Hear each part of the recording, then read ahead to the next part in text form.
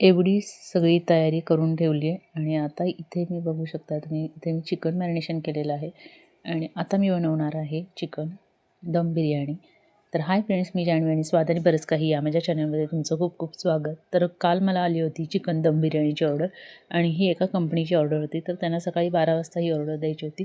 त्यासाठी मी आदल्या दिवशी चिकन आणून मॅरिनेशन करून ठेवलं होतं आणि दुसऱ्या दिवशी सकाळी सगळं नेहमीप्रमाणे आवरलं. मिस्टरांचा टिफिन वगैरे झाला, पूजा वगैरे झाली आणि मग मी सगळी पूर्वतयारी करून घेतली आणि इथे आता मी चिकन दम बिर्याणी तयार करायला घेतली आहे.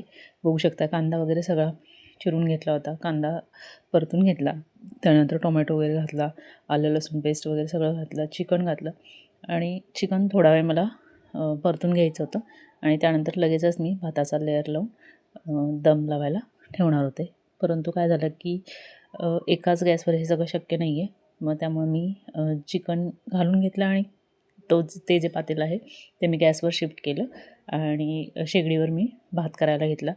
भात ऑलमोस्ट शिजत आल्यानंतर बाजूला काढला आणि लगेचच फटाफट मी लेअर करून घेतला.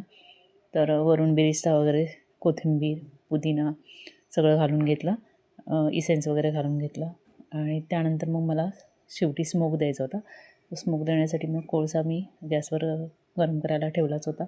कारण की हे सगळं कसं असतं ना, प्रत्येक आपल्याला ती गोष्ट टायमात द्यायची आहे, शिवाय त्याला प्रॉपर दम बसला पाहिजे हे डोक्यात होतं.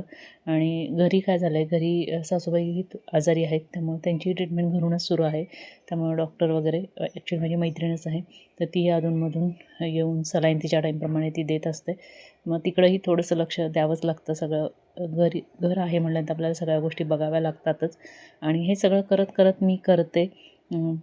त्याचं एक मला वेगळं समाधान आहे, कारण की मी सगळं ॲक्च्युली त्यांच्याकडे माझं दुर्लक्ष तर अजिबातच होत नाही, कारण त्यांनाही जसं काय हवं आहे, त्यांना सध्या जेवण जात नाही, तर त्यांना जे काय हवं आहे त्यांना थोडं थोडं असं मी करून देत असते त्यांच्या टाईमप्रमाणे.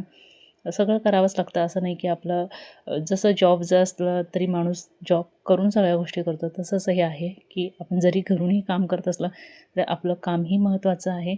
कारण त्याला असं नाही की मग तुम्ही किती दिवस सुट्टी द्याल ना, कारण की त्या बऱ्याच दिवस झाला आजारी आहेत, असं नाही. मग आपण सगळं मॅनेज करून जर करता येत असलं करायचं. अगदीच नाही जमत त्या दिवशी मग नाही म्हणून सांगू शकते. ॲक्च्युली ही जी बिर्याणीची ऑर्डर आहे ती माझ्या जवळच्याच एका ओळखीच्या व्यक्तीकडून आली होती आणि काय झालं, त्यांनाही मध्येही मला मागितलं होतं, परंतु मी ते देऊ शकले नव्हते.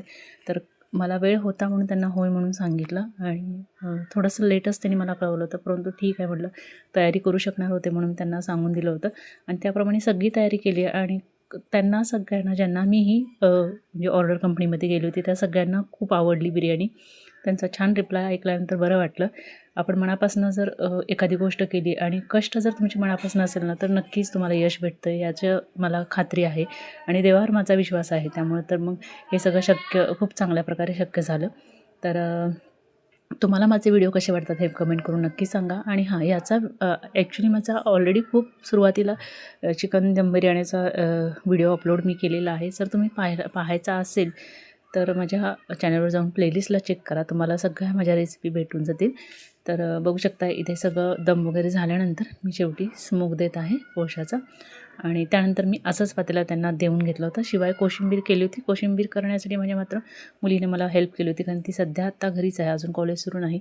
त्यामुळे मग तिने मला पूर्णपणे मदत केली होती. तर कोशिंबीर तिने करून घेतली आणि मग मी एका डब्यामध्ये पॅक करून दिली. शिवाय जो काही बिरिस्ता होता तो मी एका फॉईल बॅग्समध्ये त्यांना देऊन घेतला होता.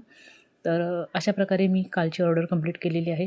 ॲक्च्युली छोटे ऑर्डर सुरू आहेत, परंतु बरेच दिवस झालं की मी तुमच्याशी त्या ऑर्डर शेअरच केल्या नाही. मग काही मला जमतही नाही आता सध्या. तर म्हटलं चला आजचा तर व्हिडिओ तुमच्याशी शेअर करू. तर तुम्हाला हा व्हिडिओ कसा वाटला कमेंट करून नक्की सांगा. आवडला असेल तर एक लाईक नक्की करा.